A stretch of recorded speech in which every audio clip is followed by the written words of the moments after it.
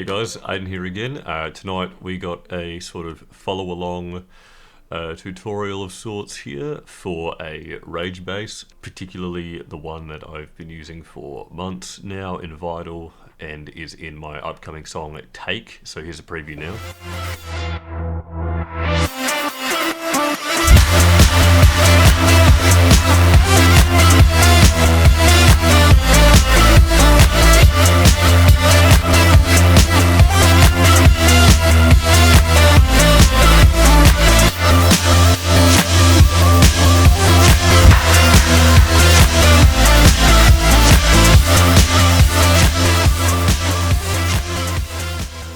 And here is a preview of what it sounds like by itself in my Ableton session right now.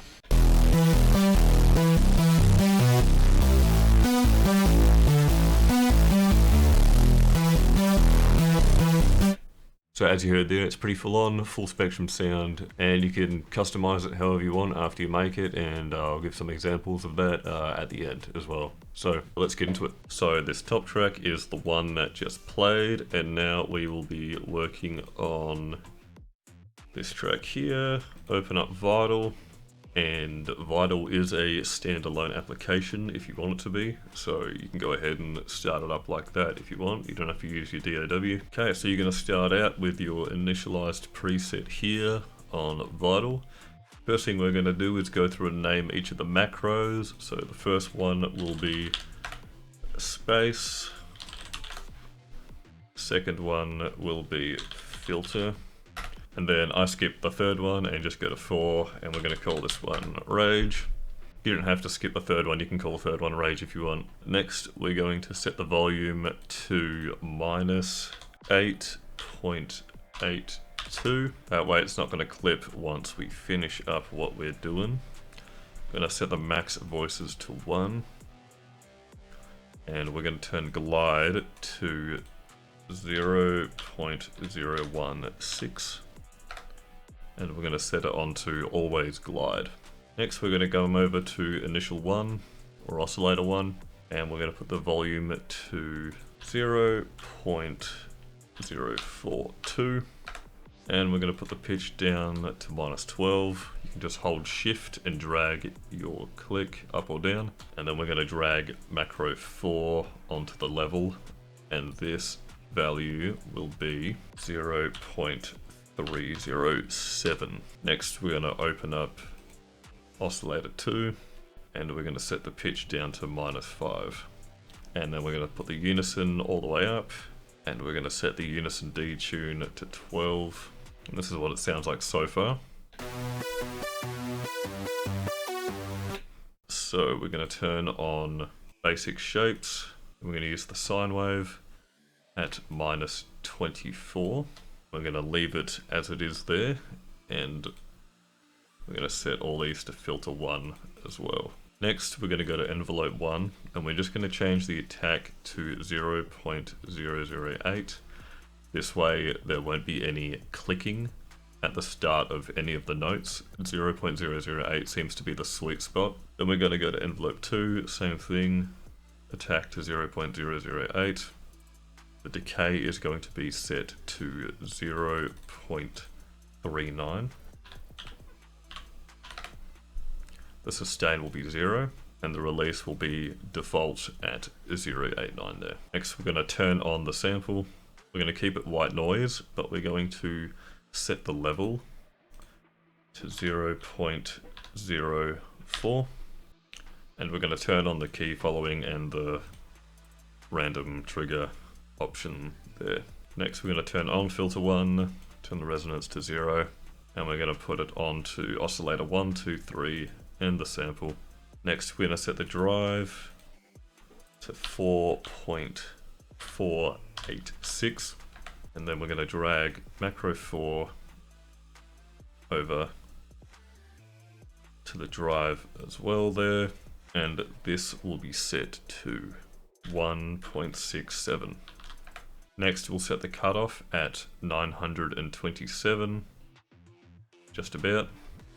And if you don't see hertz here as your value, you can go over to advanced, and then have your frequency units here set to hertz instead of semitones. Next, we're going to drag the mod wheel over to the frequency here, and this is going to be set to 51.39, and then you can drag the mod wheel all the way up, and then we're going to drag envelope 2 also onto the frequency, and then this value will be 57.38.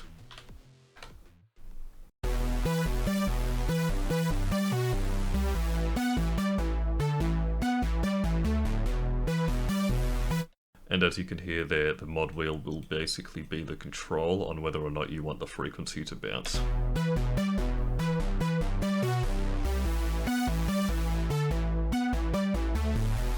So we're done with this page now. We can move on to the effects. The first thing that we're going to turn on is the compressor, and we're going to put the mix down to 0, and then envelope 2 is going to go onto the mix at 0.5. Next, we're going to turn on the chorus. We're going to go to 12 voices. Depth will be 60.89. Feedback will be default. And then the mix will go down to 0. And we're going to put envelope 2 on the mix at 0.205. Then we're also going to put macro 1 on the mix at 0.115. We're going to drag the cutoff to 94.95, and we're going to reduce the spread to 0.228. Next, we're going to craft the EQ. Grab the low band first. We're going to put the gain at 4.2.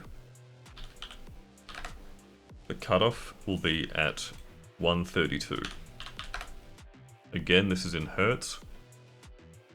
And then we're going to leave the resonance alone. Moving on to the middle band, the gain will be at minus 4.037. And the cutoff will be at 1537. With a resonance of 15.18. Now onto the high band.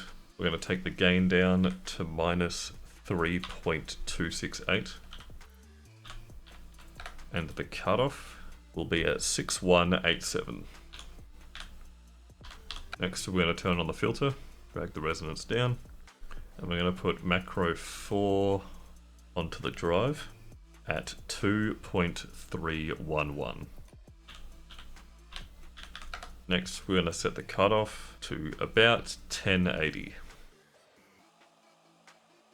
Here we go. And one more thing for the filter is we're going to drag the filter macro 2 over to the mix, and we're going to set it so that it is at -1. And we're going to max out the mix here. And then this way, when we turn the filter on, it releases this. So the more frequency you want here for the filter, just turn it up. And we're going to turn on the reverb. We're going to set the mix to 0. We're going to put macro 1 onto the mix at 0.128. And we're going to put the size to 70. Then we're going to set the low cut at 134. Then going to the low band cutoff, we're going to put the cutoff at 45 Hz. And then we're going to reduce the gain by 2.96. Sorry guys, forgot one more thing there. We're going to put the distortion in after the compressor here. And we're going to set the drive to 12.68. And we're going to put macro 4 onto the drive at 6.543. And one more thing as well is we're going to drag the Rage macro 4 onto the level of the white noise, and we're going to set that to 0.094. And now that is everything. So we'll have a listen to it.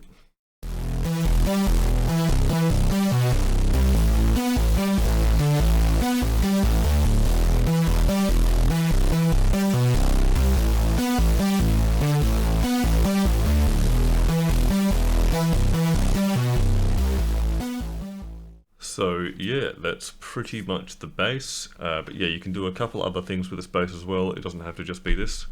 So one thing you can do is you can turn off oscillator 1 and 2, and you can just have this kind of a noisy sub.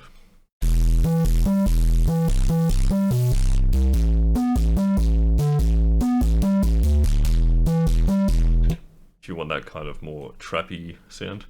Another thing you can do as well is turn on everything except for oscillator 3 and the sample, and then you can take off that macro and put the level back for oscillator 1, and you get this kind of mid bass.